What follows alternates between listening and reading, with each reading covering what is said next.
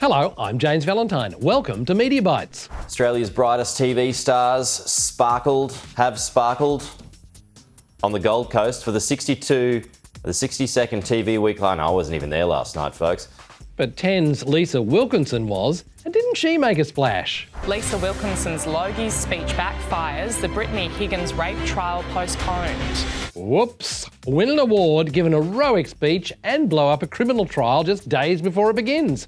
No wonder they call it TV's Night of Nights. And the Logie goes to the Brittany Higgins interview, The Project.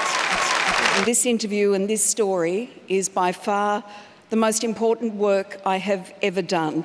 Lisa's 2.5-minute speech went down a treat with the crowd, but not so much with the Chief Justice of the ACT Supreme Court. Mightn't good journalism be mindful of criminal proceedings and remembering to insert the magic word alleged? There's an idea, as barrister Matt Collins told Sunrise. Clearly this was ill-advised. And Lisa knows to be careful. Last year she was warning people on Twitter. Passing judgment could have dire consequences for the outcome of any trial. Good advice, but like the trial, now vacated.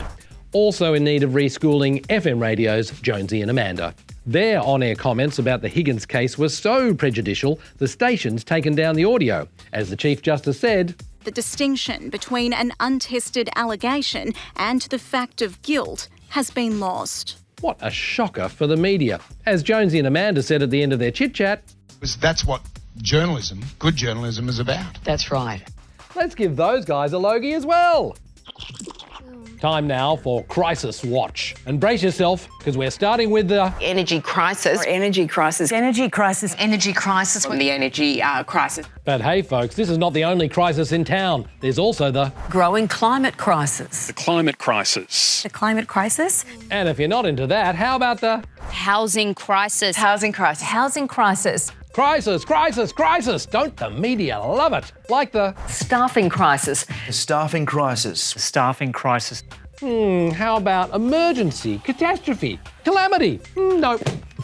Perth's health crisis. South Australia's health crisis. Victoria's health crisis. The nation's worsening health crisis. A worsening crisis. That trumps them all. But hang on, we've got a crisis update. We start with breaking news. The national energy crisis has been averted. Phew. As Nine's Alison Langdon says, it has been crisis after crisis, hasn't it?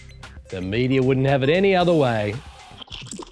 Now to a storm over a weatherman. He thinks I'm just on holiday. Neil thinks I'm having a laugh. But as you guys know, I do the hard yards.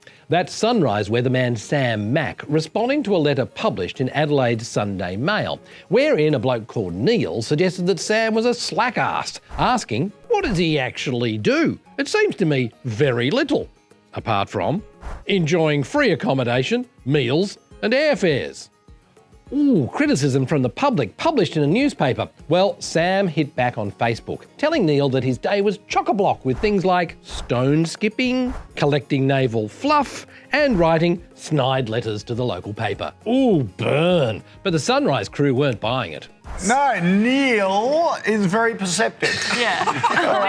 Neil, you know what? Neil is all of us. Yes, that's right. He is us, really. We get you, Neil. Yeah, we get you, Neil. We're currently in the room of 10,000 bananas.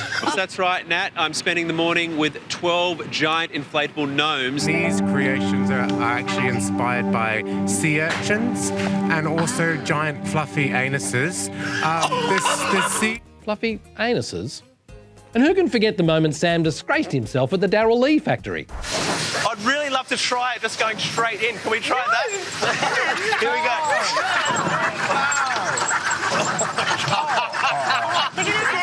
Is that a health and safety thing? Only a very busy man would be that stupid. Media Watch will be back Monday, 9:15 on TV, iView and social media. Don't miss it.